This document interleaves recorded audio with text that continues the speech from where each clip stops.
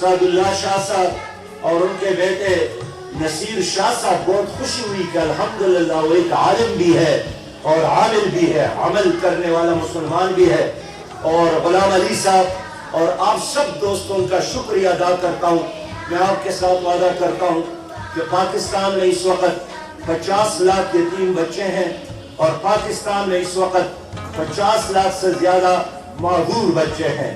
کوئی اندھا ہے، کوئی لنگڑا ہے، کوئی ہاتھ سے محروم ہے. ان معذور بچوں کی کفالت اور یتیم بچوں کی کفالت، ان کا سہارا بننا، انشاءاللہ ہم آپ کے ساتھ مل کر یہ فرض ادا کریں گے. اور آپ سے یہی درخواست ہے کہ آگے بڑھ کر اس میں حصہ لیجئے، آپ آگے بڑھیے. ہم آپ کے دائیں بائیں کرے ہیں. آپ الخدمت فاؤنڈیشن کے پاس آ کر وہ آپ کو جگہ اور وہ آپ کی سہولت اور وہ آپ کی رہنمائی کا کام انشاءاللہ اور فرض ادا کرنے کے لیے تیار. وآخر دعوانا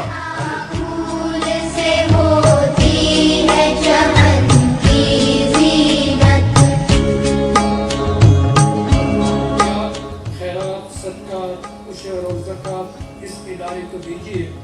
جو استطاعت رکھنے والے ہیں انہیں چاہیے کہ بچوں کو اسپانسر یعنی کفالت کرے.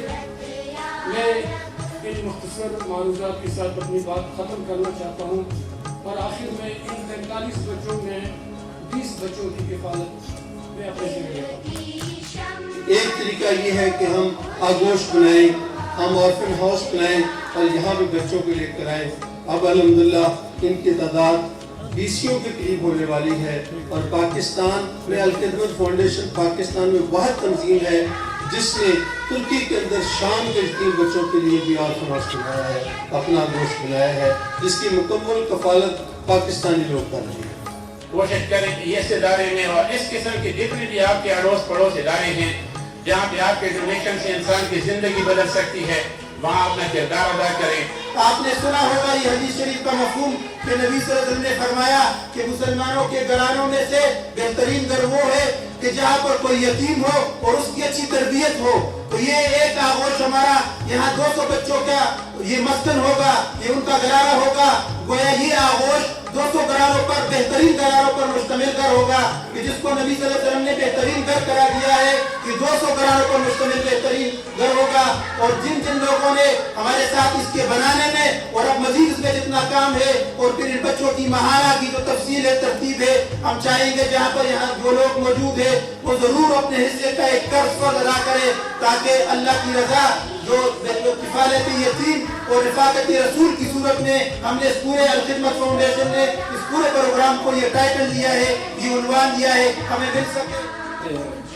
عزیز محترم، یہ مہمان جو فخر کے قابل ہے، جو مہمان خصوصی ہے اور ان کی کفالت کے بدلے میں رسول اللہ صلی اللہ علیہ وسلم نے جو بشارت ہمیں دی ہے تو بس اس سے بڑی بشارت کوئی نہیں کہ وہ میرے ساتھ جنت میں اس طرح ہوگا، کفالت کرنے والا اور میں اس طرح